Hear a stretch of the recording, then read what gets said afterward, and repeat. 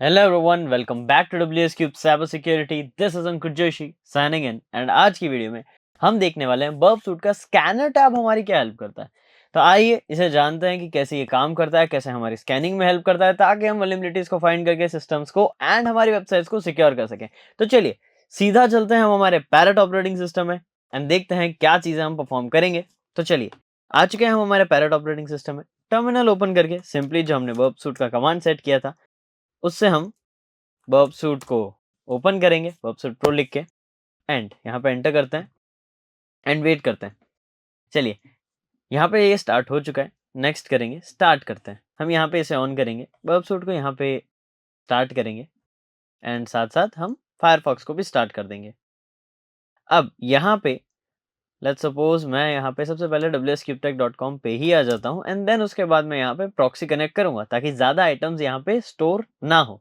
ठीक है, चलिए यहाँ पे मैंने प्रॉक्सी बर्ब सूट की ऑन कर दी है एंड यहाँ पे अगर मैं देखूँ तो इंटरसेप्ट ऑन है, ऑफ करते हैं एंड टारगेट टैब पे आते हैं।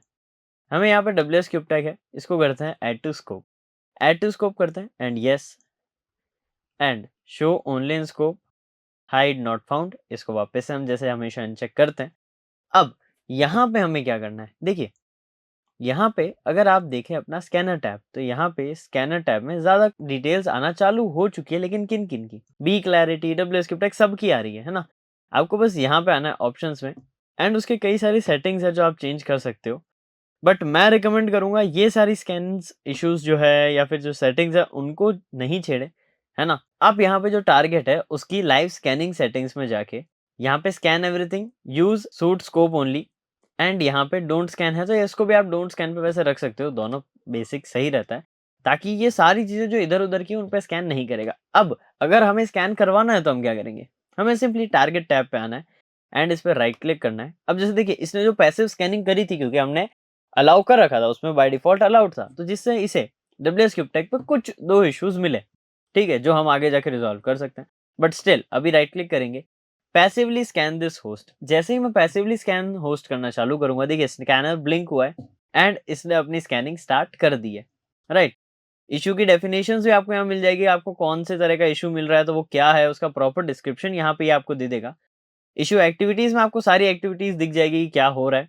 स्कैन क्यूज में आपको पता चलेगा कि कौन से स्कैन क्यू में है। बट इससे बेटर काम करता है हमारा एक्टिव स्कैनिंग जो कि रिजल्ट काफी फास्ट लाके देता है। अब देखिए अगर मैं यहाँ पे एक्टिवली स्कैन दिस होस्ट करता हूँ एंड इसे नेक्स्ट करता हूँ एंड ओके करता हूँ तो आप देखेंगे स्कैनर टैब स्टार्ट हो चुका है और इसने काफी सारी स्कैनिंग्स स्टार्ट कर दिए करना। क्यों?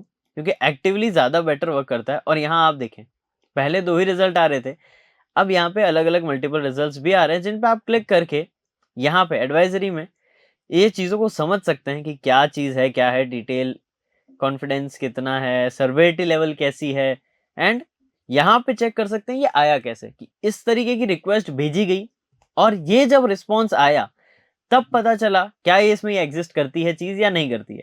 तो इससे आप ये चीज़ें चेकआउट कर सकते हो। ये जो टैब है आपको काफ़ी हेल्प करेगा। अब अक्सर हम यहीं पे एक्टिवली और पैसिवली स्कैन करके अच्छी खासी डिटेल्स निकालते हैं हमारे स्कैनर टैब से और वहीं पे अगर आप किसी एक पे क्लिक करें तो वो भी आपको डिटेल में यही दे देगा डेटा। बट अगर आपको यहाँ पे देखना है तो आपके डैशबोर्ड में भी सेम इंटरफेस लिंक्ड है। जैसे देखिए अभी इसको एक और डिटेल मिली है, इसके अंदर 6 रिस्पॉन्सेज मिले हैं जिन पे आप क्लिक कर करके अलग अलग चीजें देख सकते हैं, है ना। ऐसे ही स्कैनर्स में सारा आउटपुट आपको मिल जाएगा, सारी डिटेल्स इन्फॉर्मेशन आप इनको अरेंज भी कर सकते हैं by the level of information. अभी मैंने इसे हाई टू लो करा है तो हाई पे ये वाली क्रॉस साइट स्क्रिप्टिंग रिफ्लेक्टेड दिखा रहा है जो कि कैसे है क्या है वो दिख जाएगा आपको रिक्वेस्ट के अंदर एंड देन रिस्पॉन्स के अंदर, जिससे आपको आइडिया लगेगा कि ये सही है या नहीं। अब एक चीज ध्यान रखना, आप सभी जानते हैं ये ऑटोमेटेड स्कैनिंग कर रहा है यहाँ पे एंड हम जानते हैं ऑटोमेटेड के अंदर false positive and false negative आ सकते हैं। अब फॉल्स पॉजिटिव और फॉल्स नेगेटिव को फेस कैसे करना है, देखिए फॉल्स पॉजिटिव होता क्या है पहले ये देख लेते हैं।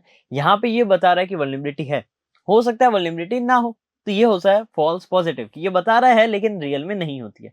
फॉल्स नेगेटिव भी हो सकता है कि ये बता रहा है कि कोई कमी नहीं है बट स्टिल कमी थी वहां पे या वल्नरेबिलिटी है, तो ये फॉल्स नेगेटिव। अब ऐसे में दोनों ही केसेस में हमारा तो नुकसान हो रहा है क्योंकि वल्नरेबिलिटी बची जा रही है, उस पर हमें टाइम वेस्ट भी हो रहा है या फिर हमसे वो वल्नरेबिलिटी बच जा रही है, चूक जा रही है। तो उसे क्या करना है हमें, हमें फॉल्स पॉजिटिव्स को चेक करना है। कैसे? लेट्स सपोज अगर ये बता रहा है ये हाई लेवल का बग है, तो हमें वहां जाके चेक करना है। अगर प्रेजेंट होता है तो हमें उसे सिक्योर करना है। एंड यहाँ पे सारी चीजें आपको मिल जाएगी। कैसे कैसे इसने स्कैनिंग करी, इसकी स्कैनिंग को और बेटर कराने की चीजें हमने देखी है। क्या हम स्पाइडर डिस होस्ट कर सकते हैं? स्पाइडरिंग करने से इसको और इम्प्रूवमेंट और स्कोप्स मिलेंगे, जिससे ये और डेटा निकाल के हमें देगा।